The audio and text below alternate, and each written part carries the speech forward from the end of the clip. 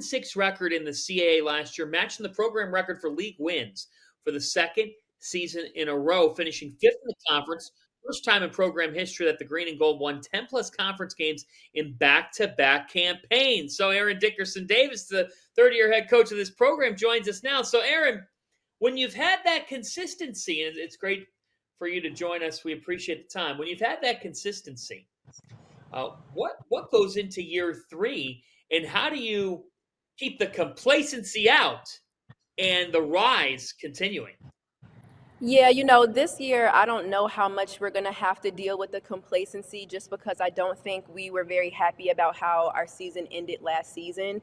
And I think that has been sparking us throughout the whole postseason, starting in April when we started back after our season was over, all the way until now.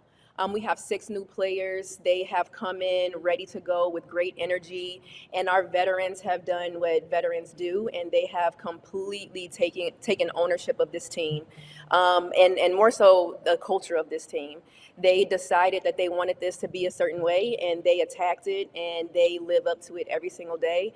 And so more than anything, I'm just really proud of where we are, and I know that they'll continue to fight throughout the ebbs and flows of the season.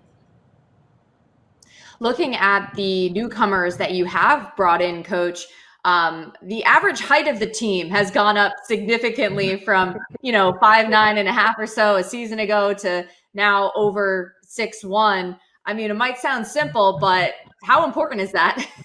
It's very important. We have done a decent job of scoring in the half court, but we have not done such a great job rebounding. So I do hope that all of this newfound height that we have here with the tribe will help us in that statistical category that we just can't seem to figure out so far. So they've been great. They've been ready to work. And I mean, I'm really excited to see how those newcomers do this season. Erin, let's talk about the All-CAA preseason second team selection and Bella Nascimento, your senior. What is it about Bella that makes her unique?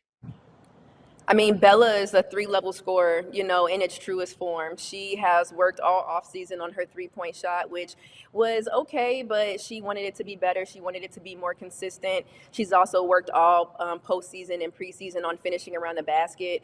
And so that just makes her a very deadly and prolific scorer, being able to score at all 3 levels, whether it be against zone or against man. She had a great year, but we are expecting a lot out of her this year, especially just because she's so versatile on the ball, off the ball, whatever we need her to do. So we're excited to see this work that she put in translate on the court when games start. Coach, you also returned Cassidy, who was a CAA all-rookie team selection a season ago. What is next for her? What are you looking for in terms of her development? Yeah, Cassidy is one of the greatest winners I have ever coached as an assistant, as a head coach. Just her mindset alone is what makes her so good. She's put a lot of work in on the court, but I think what I love the most is that she put a lot of work off the court as it pertains to leadership with this team. She was one of the ones that I was talking about, did not like how last season was throughout the entire year. We went through ups and downs as a team, and it just didn't feel good to her. And so because of that, she really took ownership of this team, and she has led us to where we are right now. So I think for her, where she is going to be such a huge impact on the court, she's going to be an even bigger impact in places that you guys can't see, and that's in our locker room and our practices, just making sure that we are prepared for battle every single night. Erin, when we look back to your playing days at Northwestern, you're not the only coach that can say this in this league, which Maria and I find very impressive. The fact that you were voted a team captain as a freshman and stayed as captain all 4 years. So you got to take me back to your freshman year at Northwestern, and what made you get the captain slot in just your first season? I would love to say it was because I was this amazing leader, but I would be lying to you if I said that.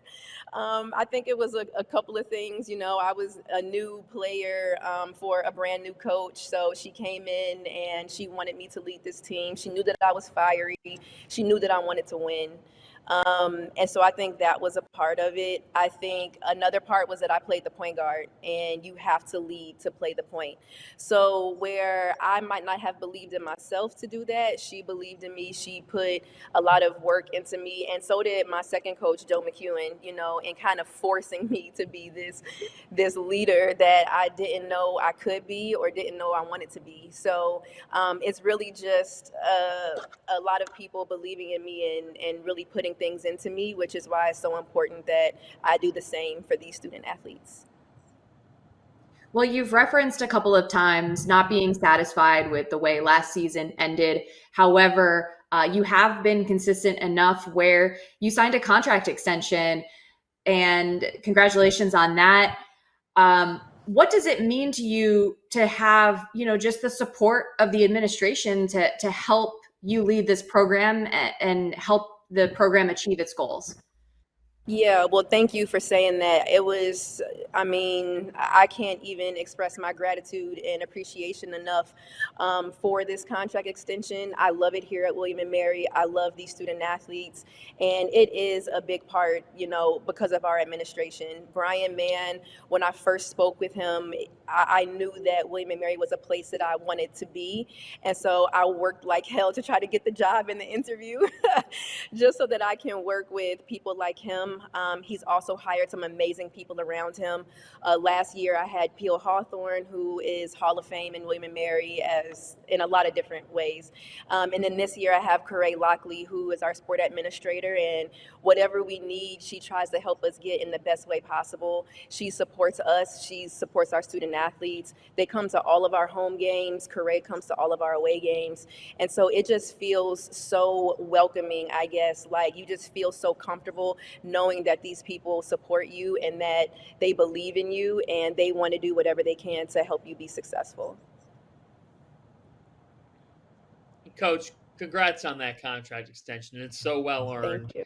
And Thank I you. think what's cool is how much you did to get this job. And you said you really, really wanted it.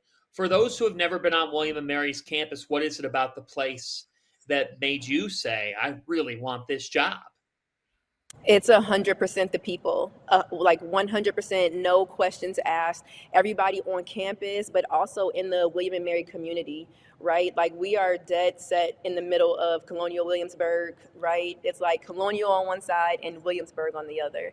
And just to know the support that we have, like, we go everywhere. I went to a restaurant the other day and we had fans there that paid for our meal, like that. You don't get that everywhere. You don't get that kind of support. People walk up to me, my husband, my daughter, my staff all the time, just talking about all the amazing things that we're doing. And it just feels really good to have that kind of support, to know that they're going to be there whether you win, you lose, whatever. They just want to see you successful. But more than anything, they want to pour into these student athletes. And when I came on the interview and I drove around campus, I just knew that this was a place that I wanted to be. And my family felt the same way. And as long as they were happy, I was going to be happy. So there it was.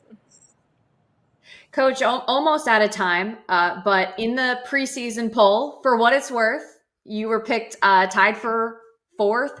What are a few keys that you feel your team will need in order to accomplish the goal of finishing at the top?